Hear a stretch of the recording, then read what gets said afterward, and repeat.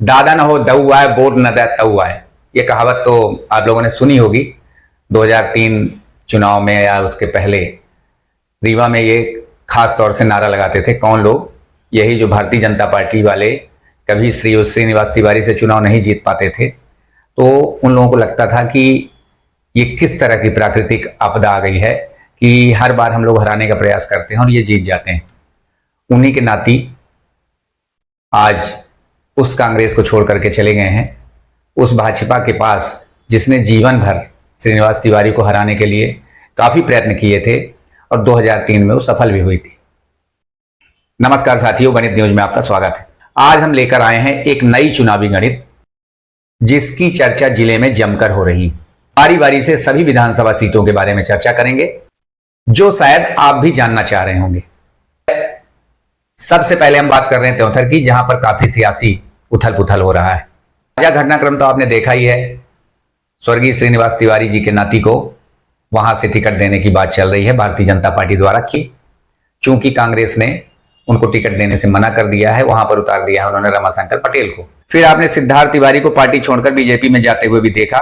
कुछ लोगों का मानना है कि सिद्धार्थ के बीजेपी ज्वाइन करने से कांग्रेस को बड़ा नुकसान हुआ, तो कुछ लोगों का कहना है कि कांग्रेस को नहीं बल्कि तिवारी परिवार की राजनीति को जरूर नुकसान हुआ है। इस दल बदल से बीजेपी खुश है, जबकि त्योंथर कांग्रेस में मायूसी है। अब बीजेपी की खुशी का कारण समझिए।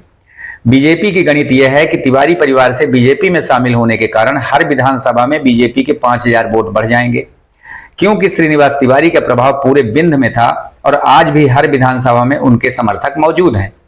तो इस हिसाब से बीजेपी को हर विधानसभा में 5000 वोटों का फायदा होगा। लेकिन सवाल यह उठता है कि आखिर यह गणित पैदा हुई कहां से? क्या बीजेपी खुद इस गणित को बताकर लोगों को अपनी जीत का विश्वास दे रही है? तो इस गणित को जरा आप भी समझिए। यह बात सच है कि हर विधानसभा में श्रीनिवास तिवारी जी के 5000 वोटर्स आज भी मौजूद हैं, लेकिन यह भी सही है कि हर विधानसभा में उनके 7 से 8000 विरोधी भी मौजूद हैं, वरना 2003 और 2008 का चुनाव वो खुद कैसे हार जाते? तो यह गणित असल में एक अफवाह है जिसे बीजेपी ने फैलाया है ताकि इसका चुनावी फायदा लिया जा सके।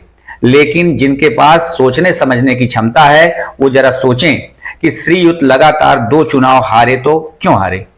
अब समझिए और सोचिए। सिद्धार्थ तिवारी खुद कहते हैं 2003 के पहले रीवा में विकास नहीं हुआ था, यानी अपने दादा पर वो स्वयं विकास न करने का आरोप भी लगा रहे हैं। क्या 2003 के पहले रीवा में संजय गांधी अस्पताल भी भाजपा ने बनवाया था, या मेडिकल कॉलेज, इंजीनियरिंग कॉलेज भी भाजपा की देन थी? याद करिए, जब कांग्रेस से वैश्य समाज के मदन मोहन गुप्ता लोकसभा का चुनाव लड़े थे तो तिवारी जी ने किसका सपोर्ट किया था?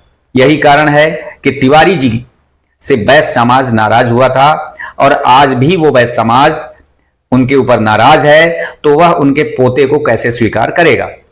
रीवा की सभी विधानसभा सीटों में इस बार यही होने वाला है। तिवारी जी के समर्थकों को देखकर तिवारी जी के विरोधियों की संख्या लगातार बढ़ती जा रही है, जो चुनाव में भाजपा को बड़ा नुकसान पहुंचाने वाले हैं। कुल मिलाकर भाजपा अपनी ही गणित में फंस चुकी है। जो एनालिसिस थी, आज का जो विश्लेषण था, हमने अपना पक्ष आप लोगों के सामने रखा है। अब तो जब रिजल्ट आएगा तभी बाकी चीज़ों के बारे में आप लोगों को जानकारी होगी कि क्या हमारी बातें सही थी या गलत थी। तो आज की विशेष खबर यहीं तक। बाकी खबरों के लिए फिर मिलेंगे, तब तक के लिए नमस्कार, प्रणाम, जय हिंद, जय भारत।